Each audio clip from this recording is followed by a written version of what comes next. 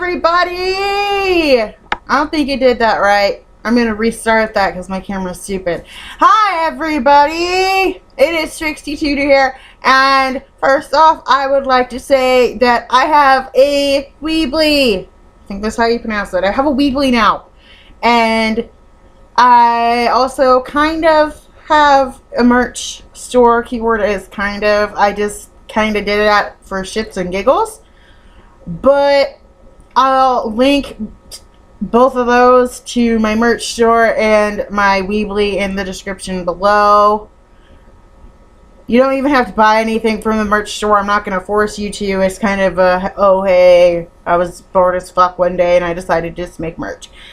Anyway, secondly, I would like to, I guess, kind of, I'm not even going to go through and I'm not going to make a video review of the concert that I went to on Tuesday because I did a written review of it on my Weebly, so go check that out.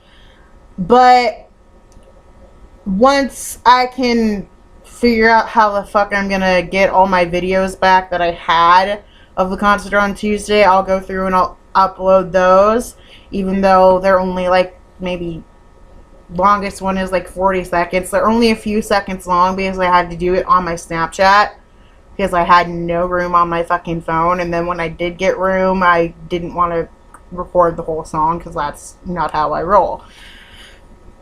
Anyway, we are on episode 2 of History with Trixie, if I do remember correctly. And in this one, if I remember correctly, I was going to talk about Cleopatra. Now, this is where I get a little angry, and the reason why is because I know that this isn't, well, actually they did prove it, it's a scientific fact now, but Cleopatra did not commit suicide. I'm sorry, but she didn't, and it's a proven fact now because they said that the way that she committed suicide is scientifically impossible. I knew that for a fucking fact, but it wasn't the whole scientifically impossible thing. It was the whole, it didn't make fucking sense. And here is why.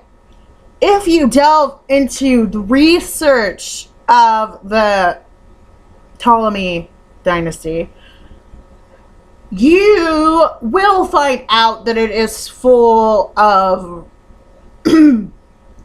regents. I don't even know how to pronounce the word, but it's full of the siblings of the current ruler killing the current ruler to become ruler, and then they end up getting killed. It's full of, I think it's regicide, regal suicide, not regal suicide. It's full of murder. That's basically what it is. And if you look into that, way past then, it was way even before Cleopatra took the throne, you just find out, okay, a lot of fucked up shit happened because people wanted to be ruler and they killed their brothers and they killed their sisters. They did whatever they had to do to become ruler. So there's that.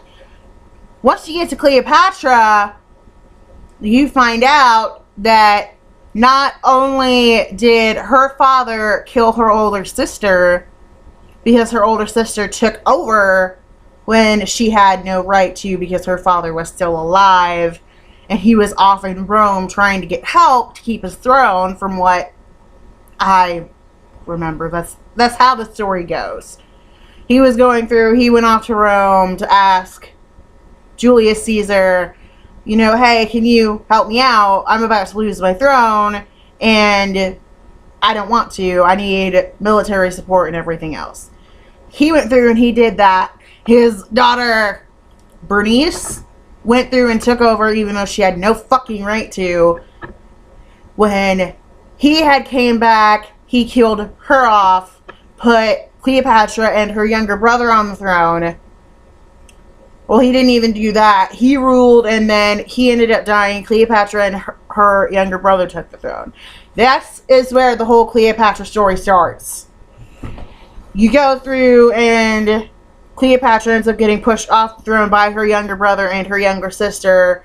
She ends up getting the help of Julius Caesar, seducing him, getting the help, going through, having a war, sending her younger sister off to Cyprus. Her younger brother ends up dying. I don't remember how, but he ends up dying. So her youngest brother ends up co-ruling with her. He ends up dying too because he's trying to push her off the throne again. Now, I don't know if she went through and had both of her brothers killed off so she could rule alone or what. But she ends up ruling by herself for the longest time, and then she ends up having her son, her son, Caesarion. Weird day. Her son with Julius Caesar. That's how that goes.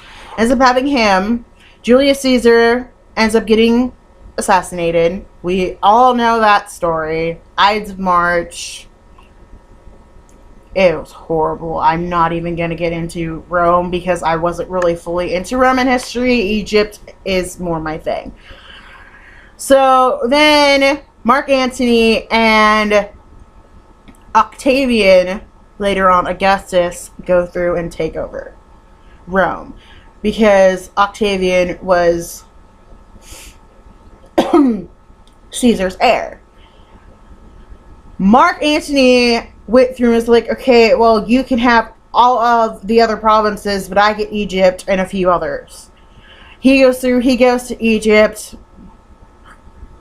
Cleopatra ends up basically like, okay, I'm going to seduce him too, which I don't even think fucking happened. I think they both fell in love, and that's just how that worked. I don't think it was seducing at all. And, you know, her and Mark Antony have 3 kids. Then she goes through, and her younger sister, who is still alive at this point, she's like, okay, Mark, I need you to do this favor for me, because she's going to end up trying to take over, and I'm going to probably end up getting killed. So I need you to go through and be like, okay, so-and-so, go kill her. And she kills her younger sister off.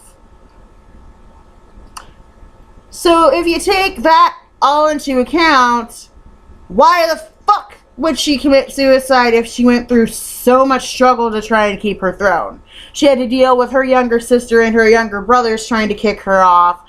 She had to go through and deal with warfare for the throne. She had to do a fuckload of shit. Why would she commit suicide? Because once the full-blown war with Rome had started, she was doing everything in her power to keep it. She wouldn't just instantly be like, okay, this is impossible, I might as well just die. I might as well just kill myself because what's the point? She would have stuck through it. She was a fighter. If she went through and she found ways to go through and keep her throne, even though they were the wrong ways, she wouldn't have committed suicide. My theory, and a bunch of other historians' theory, is the fact that Octavian had her killed off because she was too much of a threat. And if you think about it, she kind of was. She's the last, technically was the last queen of Egypt. I almost said England. Wow. But yeah, she was the last queen of England, the last pharaoh of England. Wow, I'm doing it again. Egypt. I've been into England so much I'm rambling and I lose track of what I'm saying. I'm so sorry. But she was the last pharaoh of Egypt and the last queen of Egypt. She knew what she was fucking doing. And her family had been ruling ever since after Alexander the Great had died. So it's a long fucking time for the Ptolemies to be ruling. So why the fuck would she be like, okay, this is pointless, might as well commit suicide? Like, she wouldn't have done that. And if she would have done that, she would have found a better way for Caesarion to take over the throne. But no, Mark Antony, Cleopatra, and Caesarion were all killed off because those 3, or because they were the bigger threat. And then her kids with Mark Antony were sent off to Rome to live with one of Mark Antony's ex-wives, I suppose. Can't even technically be an ex-wife, because if you think about it, back then you could get married to as many people you wanted, and you could have bigotry. Oh, bigotry, is that what that's called? I don't know what it's called, but you could be married to a fuckload of people and produce. That's just the way it was done. And then when you look into all that, you know, both of her sons by Mark Antony basically just disappeared off the map. They did, because, you know, they were perfectly healthy. At least to my knowledge, they were perfectly healthy. They had no issues whatsoever, and then poof. Nothing. And the only surviving child that she had was her daughter, Cleopatra Selene, and she ends up getting married to a king, having kids, and from what I've researched, her daughter, I think her name was, I don't remember, but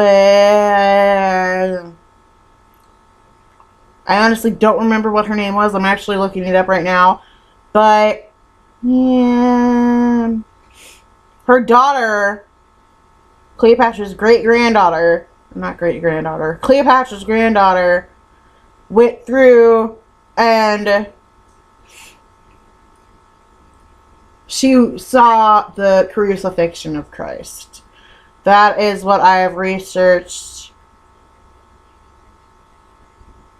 from. That's just what I've researched. She ended up knowing. Yeah, Drusilla. That's what I thought it was. But Drusilla of Mauritania, I'm guessing. Yeah, Drusilla of Mauritania was, she saw the crucifixion of Christ. So, Cleopatra had more heirs than what we tend to say. They always say, oh, well, she only had one kid. No, she had 4. She had, her son was Caesar, and then she had twins with, she had twins with Mark Antony and then a son. Like, that's where I get really, really mad, is, like, history completely ignores the fact that she had more kids. And they flat out say, well, she committed suicide because she just gave up. She wouldn't have done that. My theory is Octavian had her murdered. She was too big of a threat, and so you're going to have her killed off. It makes sense, because that's what happens. If there's too big of a threat, you go through and you kill that person off. Because if you take into account, we're going to kind of get back into English history with the Tudor, like, the Wars of the Roses leading into the Tudor dynasty, and then, yeah, the rivals to the throne usually were killed off. Because when you think about it, the king before Edward the Fifth, no, it was the king before Edward the Fourth. It was Henry the Sixth. Henry the Sixth, I almost forgot. Henry the Sixth was killed in the Tower after Edward the Fourth took over for the last time, because he went through and Edward IV had defeated Margaret of Anjou and her son was killed in battle. So the Lancastrian heirs were basically all killed. Because you can't take into account Henry VII, because he was technically removed from the legitimacy of the Lancastrians. But you just have, if you take into account, you kill off the rivals to the throne. You kill off the people who have too much power, so you can be like, okay, it's time for me to take over. That's just how it was done for the longest periods of time.